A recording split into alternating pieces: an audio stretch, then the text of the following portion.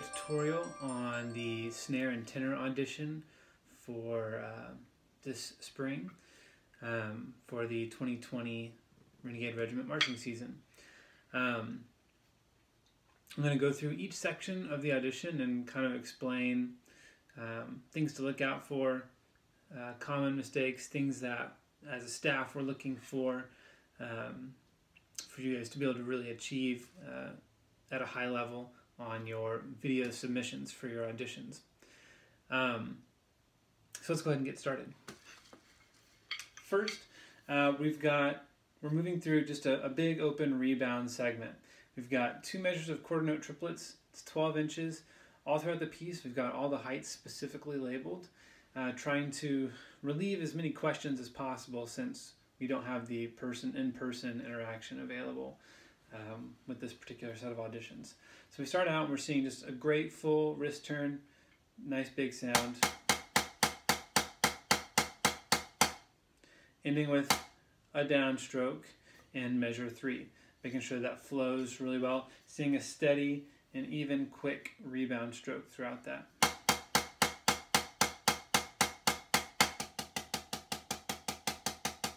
And moving to the next 2 bars, 6 inches on these taps. So we're not focusing on extreme wrist control. We are just dropping the height for a comfortable smaller tap rebound stroke. And then we repeat that off the left hand.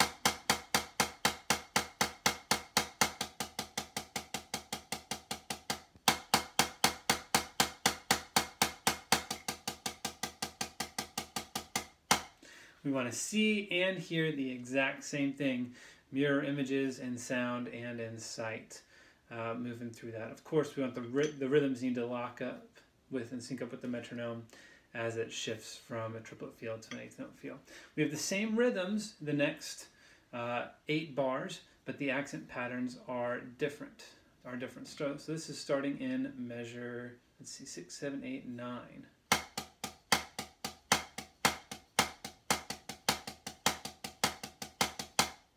Before I play that off the left hand, notice that when we go to the 8th notes here, we have a 9 and 3 inch height definition, which is going to have to be approached differently with your wrist than the 12 and 6. The 12 and 6 is much more open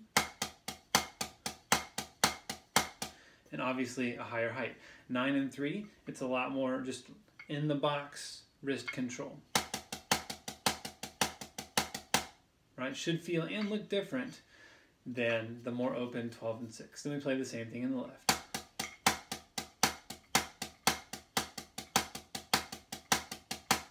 Just imagine a little glass box whenever you get to that 8th note part, helping your hand feel that change in approach for the 8th notes. We move on, we get into some double strokes, open double strokes, back to 12 and 6.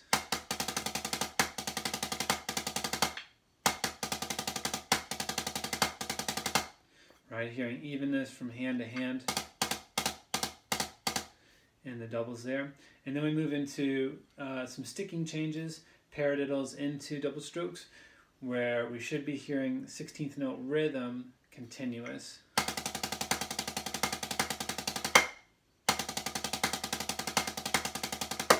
Right, obviously, again, looking for height control, but absolute smoothness of sound regardless of sticking, doubles, paradiddles, whatever the case is.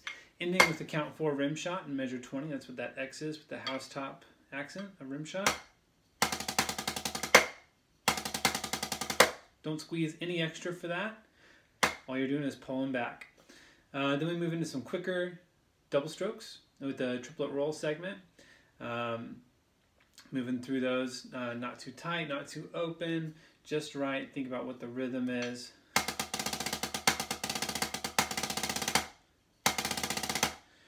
Right, not trying to pin it down too tight, but definitely not letting it be too open and bounce like that. You got to find that exact division, 50% of the pulse there. And then move into some height control with singles. That was very good.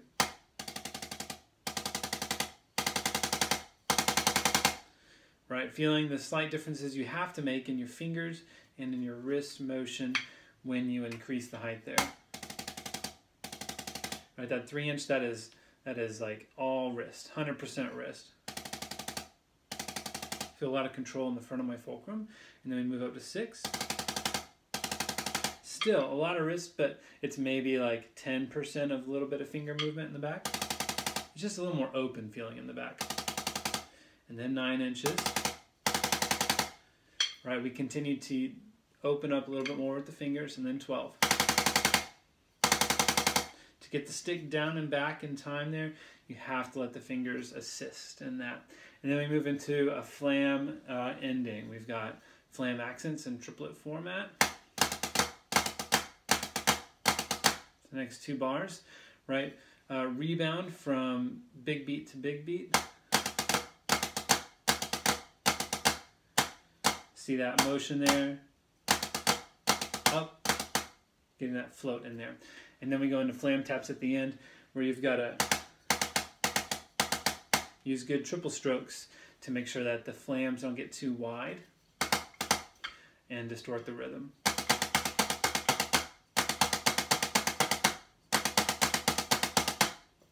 Right, so the last 3 bars there with the flams, we have 1, 2, 3, 4.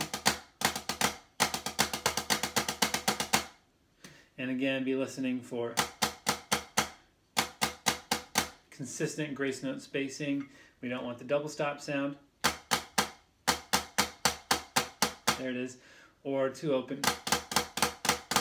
Right, like 80s rock. Grace note space. We want short, chat, chat, chat. Tight on both sides, left and right. We want that tight grace note space there, which takes a lot closer listen. So there's your breakdown, working through the snare and tenor Audition. All those concepts tied together. Tempo is 160, right? I'll play it with the metronome all the way through so that you can have that to practice along with. Get metronome going here. Turn that up a little bit.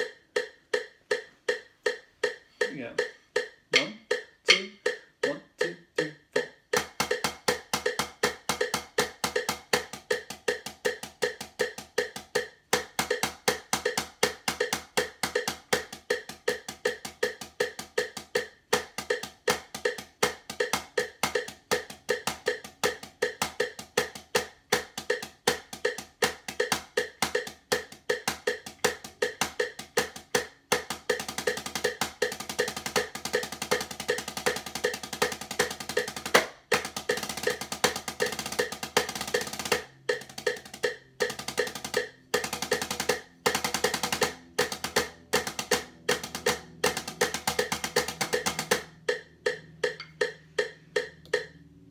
And there you have it. Don't forget to mark time, right? Marking time is required through this.